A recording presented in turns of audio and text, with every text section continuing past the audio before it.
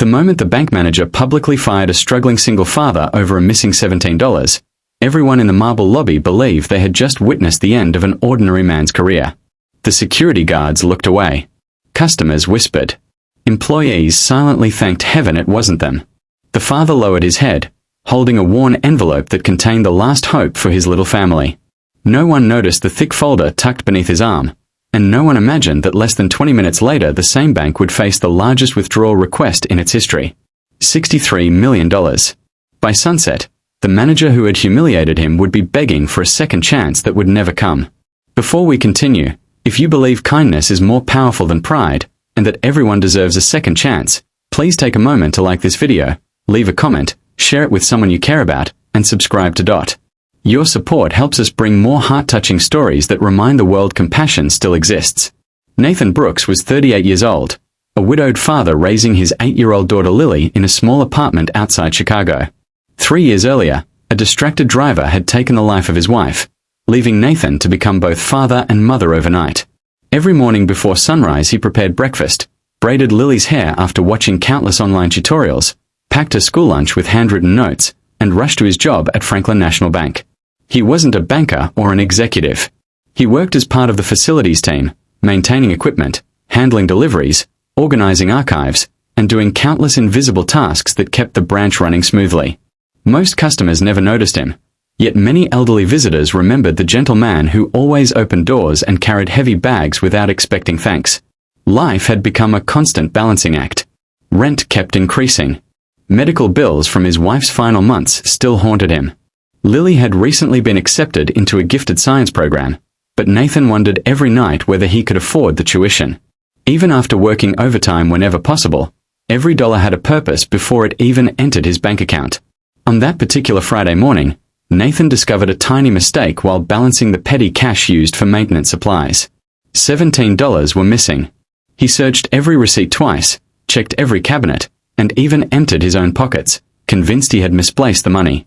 Before he could finish the paperwork, the newly appointed branch manager, Victoria Collins, stormed into the maintenance office. Victoria had earned a reputation for valuing numbers more than people. Since arriving 6 months earlier, she had eliminated employee appreciation programs, shortened lunch breaks, and constantly reminded everyone that mistakes would not be tolerated. She believed fear created efficiency, and she enjoyed demonstrating authority in front of others. Without allowing Nathan time to explain, she marched him into the crowded lobby where customers and employees turned to watch.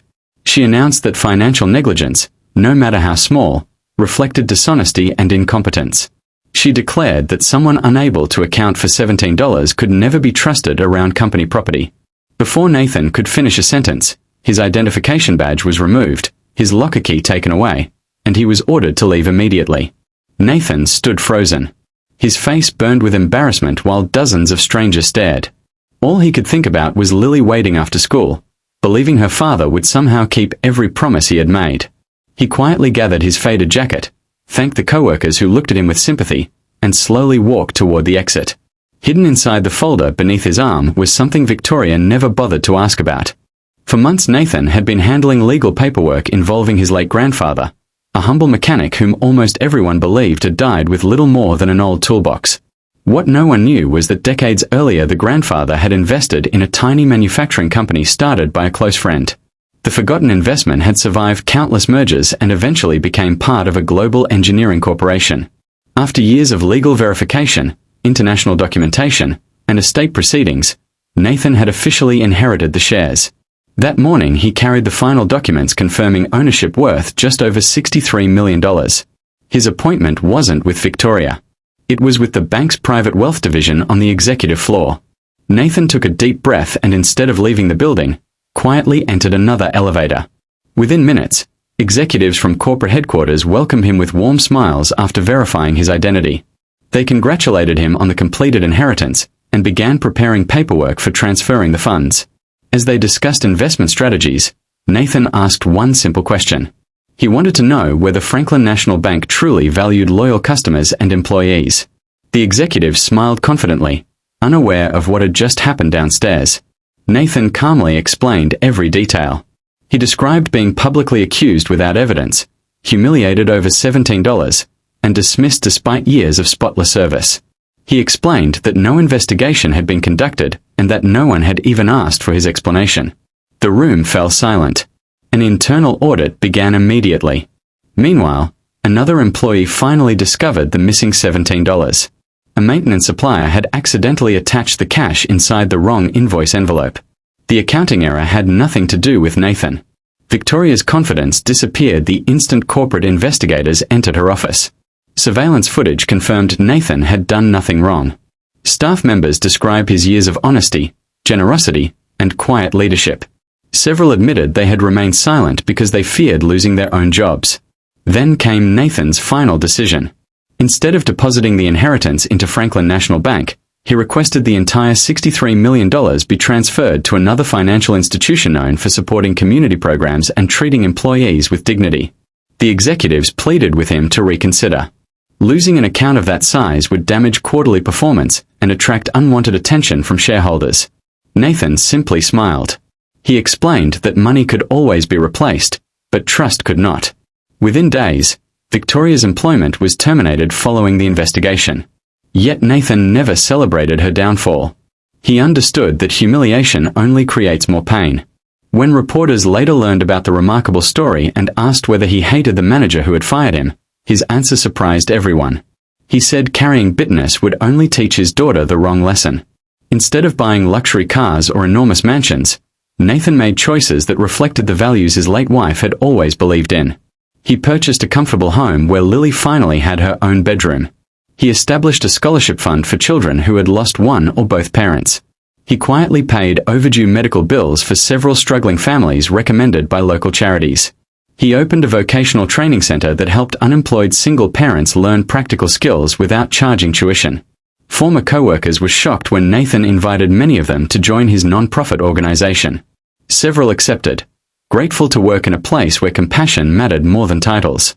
Lily watched her father transform heartbreak into hope. One evening she asked why he kept helping strangers after everything life had taken from him. Nathan looked at an old family photograph resting on the living room shelf and realized wealth had never truly changed him. It had only given him the opportunity to become the man his wife always believed he already was. He told Lily that kindness was the only investment guaranteed to grow when shared. Years later, the scholarship program had changed thousands of young lives. Parents who once believed their future had ended discovered new beginnings because one father refused to let anger define his story. The $17 everyone remembered became meaningless compared to the millions of lives touched by one decision rooted in forgiveness instead of revenge. If this story has touched your heart so far, please like this video, share it with your friends and family, and subscribe to Dot. Your support allows these inspiring stories of hope and kindness to reach more people who may need them today. Special request: before you watch another video, please leave a comment with the words, "Kindness always wins." We'd love to know where you're watching from and what lesson this story meant to you. Nathan's journey proved that the richest people are not those with the biggest bank accounts, but those whose hearts remain generous after life has tested them. One cruel decision nearly destroyed a devoted father, but one compassionate choice afterward transformed countless futures. Sometimes the greatest victory isn't proving someone else wrong. It's proving that kindness can still triumph in a world that often forgets its value. And perhaps that's the kind of wealth that no bank could ever measure.